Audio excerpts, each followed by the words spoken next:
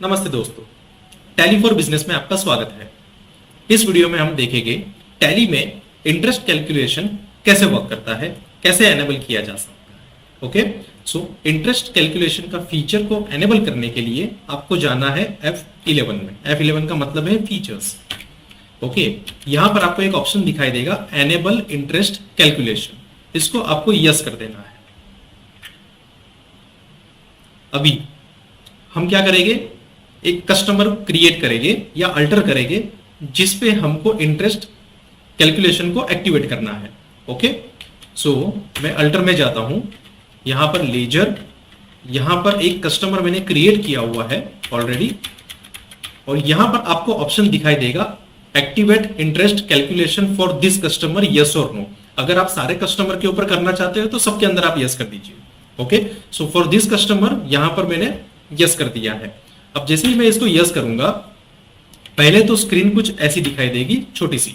Okay, सो यहां पर है calculate interest transaction bye transaction, मतलब हर एक वाउचर के लिए इंटरेस्ट कैलकुलेशन उसको कैप्चर करना है या नहीं करना है, या सिर्फ बैलेंसेस पे करना है। सो यहां पर आ जाएगा हर एक ट्रांजैक्शन के लिए। Okay, then override parameter for each transaction. इसका मतलब ये होगा कि जैसे मान लो आपने 10% डिफाइन किया है जो नीचे आपको दिख रहा है, लेकिन वो कस्टमर के साथ कुछ ऐसी डील हुई है कि आप अगर इतने टाइम में पेमेंट कर देते हो तो हम आपको इंटरेस्ट कम चार्ज करेंगे, so that you can override. So let's say in that case you want to charge only 5% interest.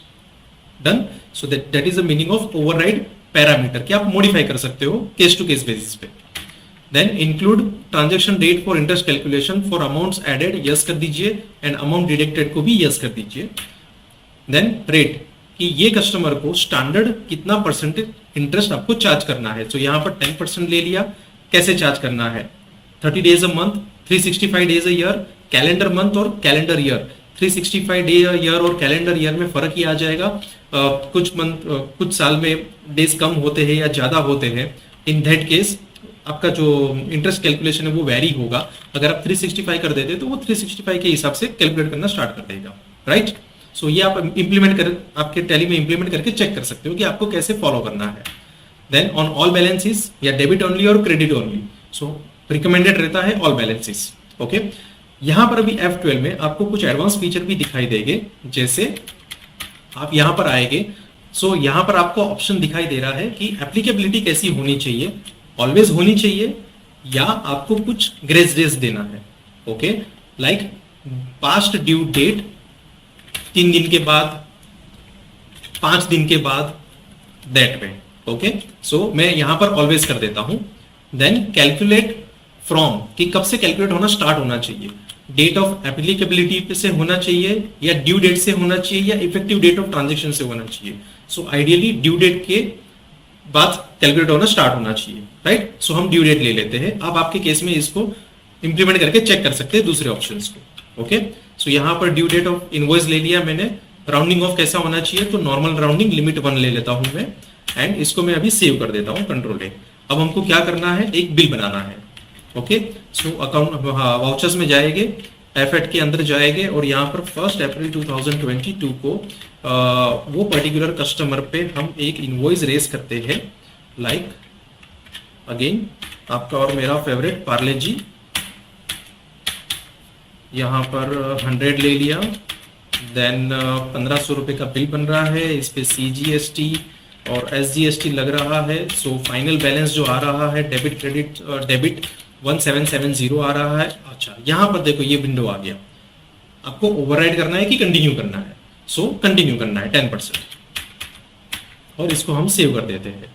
अब हम क्या करेंगे, डिस्प्ले अकाउंट बुक लेजर में, डिस्प्ले अकाउंट बुक लेजर नहीं, डिस्प्ले के अंदर स्टेटमेंट ऑफ अकाउंट्स के अंदर इंटरेस्ट कैलकुलेशन का एक नया मेनू आपको दिखाई देगा। उसमें आपको जाना है, यहाँ पर टोटल कितना रिसीवेबल पेएबल है, और पार्टी वाइज अगर देखना है तो पार्टी वाइज भी आपको दिख जाएगा। सो मैं लेजर में जाता हूं, यहाँ पर जो पार्टी में एनेबल किया है वही पार्टी दिख रही है। तो जैसे कि आप देख रहे हैं, अगर मैं इसको 1 अप्रैल से 30 अप्रैल कर लेता हूं, 15 रुपीज दिख रहा है, क्योंकि अभी हमने ड्यू डेट डिफाइन नहीं की थी वो पर्टिकुलर वाउचर के अंदर। सो हम एक काम करते हैं, एरर करेंगे तो सॉल्यूशन मिलेगा। सो यहां पर मैं ले लेता हूं 30 डेज, राइट, कि 30 दिन का क्रेडिट आप उनको दे रहे हो 1 मई तक का। अगर 1 मई से क्रॉस होगा तो भाई इंटरेस्ट आपको देना पड़ेगा। ठीक है ना।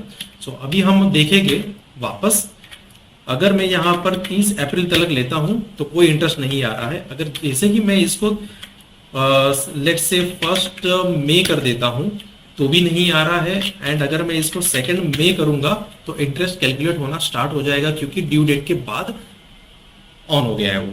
तो इसको मैं शिफ्ट एंटर दबाऊंगा तो नीचे दिखाई देगा 1770 रुपए पे ये मेरी ड्यू डेट है।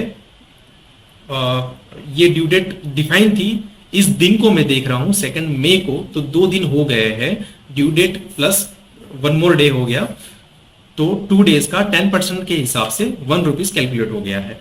अगर मान लो कि इसको मैं आज के दिन देखता हूं 15 दिसंबर, तो कितना हो जाएगा 111 रुपया 229 डेज का। Got it. सो ये इस तरह से दिखाई देगा। अब हमको क्या करना है, इंटरेस्ट जो कस्टमर ने तो पेमेंट आपको दिया नहीं है या लेट दिया है, अब आप और इंटरेस्ट के साथ दिया है, तो आपको इंटरेस्ट की अकाउंटिंग भी करनी होगी, राइट। ये तो अभी हमने सिर्फ रिपोर्ट देखा था उसका। तो आपको क्या करना है, अकाउंटिंग वाउचर में जाना है और आपको जाना है डेबिट नोट के अंदर। ओके, सो डेबिट नोट में जाइए। डेबिट नोट में आप जब भी जाओगे तो यहां पर आपको change mode, correct, change mode दिखाई देगा। चेंज मोड के अंदर यहां पर आपको दिखाई देगा यूज फॉर इंटरेस्ट अकाउंटिंग।